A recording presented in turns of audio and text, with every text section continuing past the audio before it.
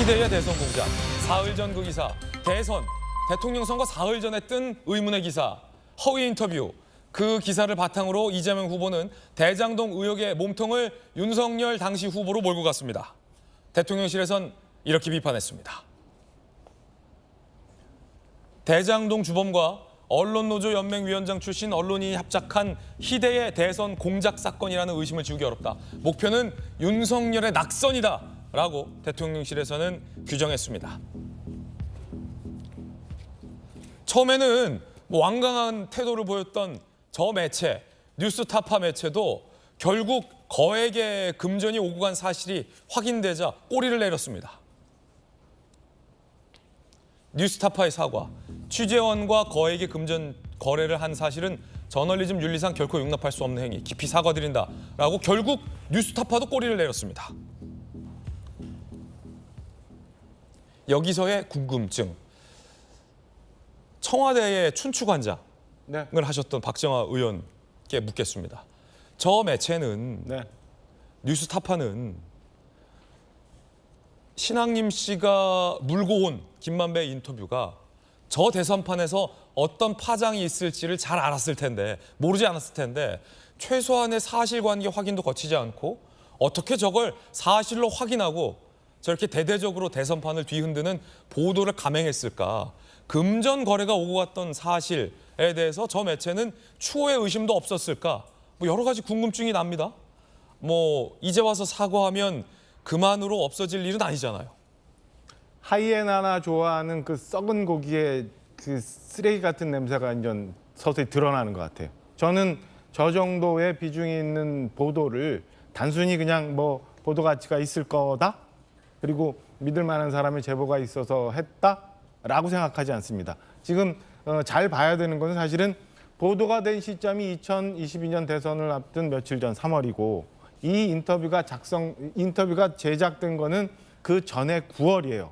그리고 그 사이에 여기에 등장하는 핵심 인물인 조우영이라는 사람은 나는 그런 얘기 한 적 없다라고 몇몇 매체에 얘기를 했음에도 불구하고 이게 굴러굴러 거기 가서 보도가 되고 그 보도가 있고 나면서 그날 밤새도록 아무런 확인도 없이 여러 매체들이 또 이 관련해 갖고 굉장히 많이 씁니다. 그러니까 소위 말하면 막 엄청나게 부풀려요. 그리고 그 다음 날 주요 영향력이 굉장히 센 방송 매체들이 이거를 또 몇 곡씩 만들어 갖고 슬라이스를 쳐가지고 보도를 합니다. 지금 신앙림이란 그 등장은 하진 않았지만 김만배라는 사람, 그 다음에 그 조우영이라는 사람은 웬만한 법조 기자들은 사실은 충분히 접근할 수 있는 그런 사람이거든요. 네. 그리고 전화 한 통만 하면 확인이 가능한 거예요. 저는 이게 단순히 뉴스타파 안에서 이런 내용을 가지고 보도를 하자, 양심에 근거해서 국민들이 알아야 되니까 보도하자가 아니라 저는 굉장히 많은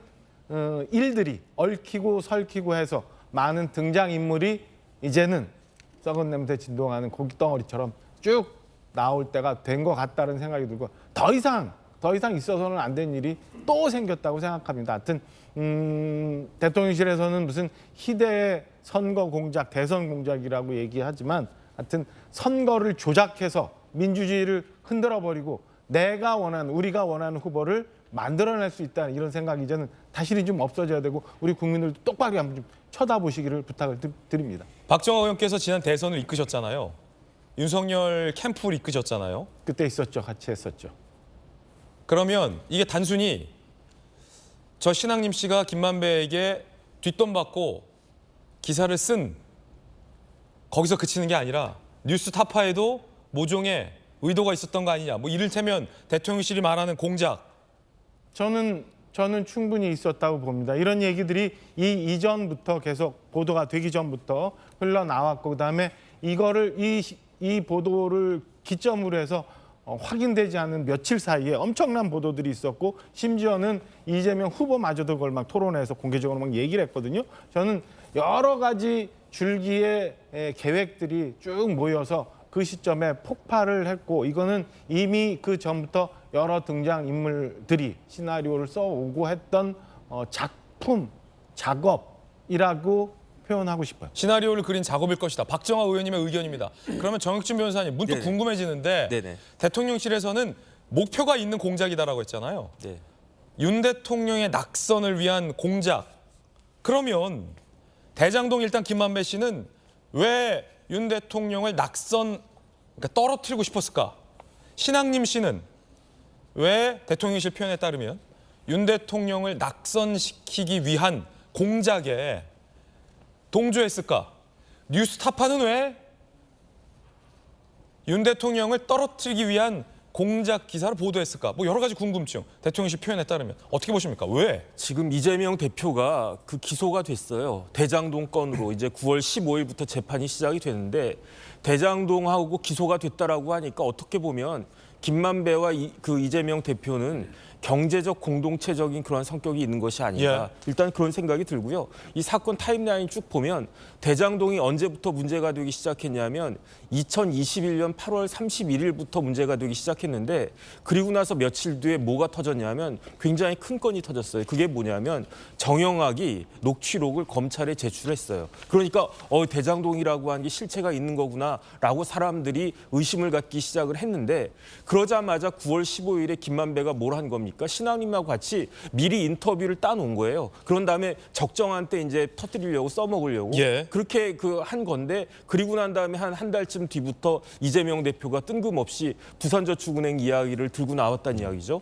그 다음에 더 중요한 건 뭐냐면은 이게 이제 그 다음에 이제 대장동 관련해가지고 특검해야 된다라고 막 운을 갖다 많이 띄웠는데 그때 특검 안을 갖다가 보면 그 중에 꼭 반드시 붙어 있는 것이 뭐였냐면은 윤석열 후보의 2011년 부산저축은행 관련된 수사도 특검의 대상이 되어야 한다. 이렇게 특검 안에 민주당에서 낸 특검 안에 이게 항상 들어있었단 말이죠. 이렇기 때문에 이재명 대표가 과연 이런 것들을 모르고 그런 식으로까지 이야기를 갖다 했을까? 왜냐하면 이건 확인하는 건 간단하거든요.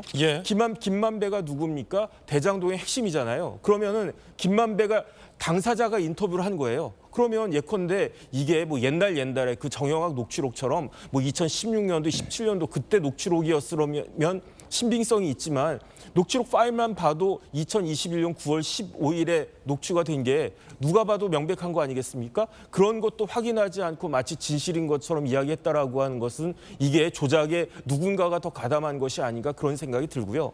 그다음 다 떠나가지고 이재명 대표는 지금 당장 사과해야 됩니다. 왜냐하면 김만배 신앙님 그 녹취록에 아무런 관련이 없다고 하더라도 사과를 해야 돼요. 왜냐하면 왜 사과를 해야 되냐면 예컨대 제가 땅을 훔쳤어요. 그다음에 이제 박정화 의원님한테 같이 나눠 먹읍시다 해가지고 박정화 의원이 맛있게 나눠 먹었단 말이에요.